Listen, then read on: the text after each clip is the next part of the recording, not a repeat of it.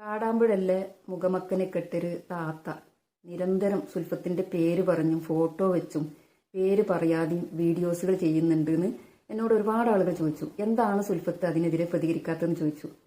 അത് നിങ്ങൾക്ക് തന്നെ അറിയാം. കാരണം ഞാൻ പൊതുവെ എൻ്റെ ഫേസ്ബുക്കിൽ അങ്ങനെ ഒരാളെ മോശപ്പെടുത്തിക്കൊണ്ട് അവരെ ഫോട്ടോ വെച്ചുകൊണ്ട് അങ്ങനെയൊന്നും ഞാൻ സംസാരിക്കാറില്ല. എന്തെങ്കിലും എൻ്റെ പേരിൽ ആരെങ്കിലും എന്തെങ്കിലും പറയുകയൊക്കെ ആണെങ്കിൽ നമുക്ക് സഹിക്കാൻ കഴിയാത്തതാണെങ്കിൽ നിയമപരമായിട്ട് ഞാൻ മുന്നോട്ട് പോകുള്ളൂ.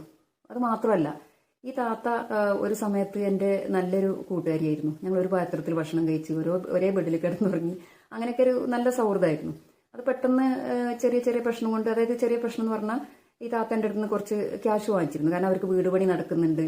അപ്പോൾ അത് പെട്ടെന്ന് തീർക്കണം എന്നൊക്കെ പറഞ്ഞിട്ട് പല സമയത്തായിട്ട് കുറച്ച് ക്യാഷ് വാങ്ങിച്ചിട്ടുണ്ട്. ഞാൻ തിരിച്ച് ചോദിച്ചതും പിന്നെ ഇവർക്ക് കുറച്ച് മോശം പ്രവൃത്തികൾ അവരുടെ അടുത്തുണ്ട്. അപ്പോൾ അത് ഞാൻ അവരെ വീട്ടിൽ പറഞ്ഞു, അവരുടെ ഉമ്മാനോട് പറഞ്ഞു എന്നൊക്കെ ഉള്ളൊരു സംശയം. ചെറിയൊരു ക്യാഷ് ഒക്കെ ആണെങ്കിൽ അത് നമ്മൾ വിട്ടുവീഴ്ച ചെയ്യും. വലിയൊരു സംഖ്യ ഉണ്ടാകുമ്പോൾ അത് നമ്മളെ കൊണ്ടും താങ്ങൂലല്ലോ. അപ്പോൾ അത് കിട്ടണമെന്ന് പറഞ്ഞിട്ട് പരാതി കൊടുത്തിട്ടുണ്ട്.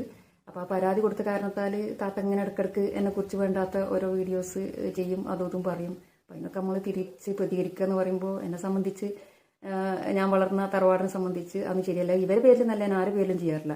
ഇപ്പം നിങ്ങൾക്ക് എല്ലാവർക്കും അറിയില്ല, ഈ കോഴിക്കോട് ജില്ലയിലെ കുറ്റ്യാടി എന്ന് പറഞ്ഞ സ്ഥലത്ത് ഒരു യൂട്യൂബർ ഉണ്ട്. അയാൾ ഞാൻ ജന്മത്തിൽ കണ്ടിട്ട് പോലുമില്ല. അയാളാണോ നിത്യം പറയും പോലെ എൻ്റെ ഓരോ വീഡിയോസ് ചെയ്യുക, എൻ്റെ ഓരോ വോയിസുകൾ വിടുക, അങ്ങനെ ഓരോ വൃത്തികേടുകൾ ചെയ്യാറുണ്ട്.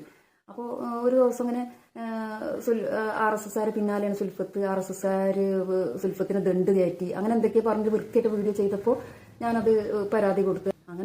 അങ്ങനെയൊക്കെ നിയമപരമായിട്ട് ഇതാവുന്നല്ലാതെ ഇവർ നമ്മളെ കുറിച്ച് വൃത്തിയേട് പറഞ്ഞു ചെയ്തു വിചാരിച്ച് നമ്മൾ അവരെ ഫോട്ടോ വെച്ചോ അവരെ കുറിച്ചൊന്നും വൃത്തിയേട് പറയാറില്ല. പിന്നെ ഇവിടെ ഈ കൂരാടുള്ള ഒരു ചങ്ങാതി, അതായത് ഒരു 3 വർഷമായിട്ട് നമ്മളെ പാർട്ടിയിൽ നിന്ന് പല കാരണത്താലും പുറത്താക്കിയൊരു വ്യക്തിയായിരുന്നു.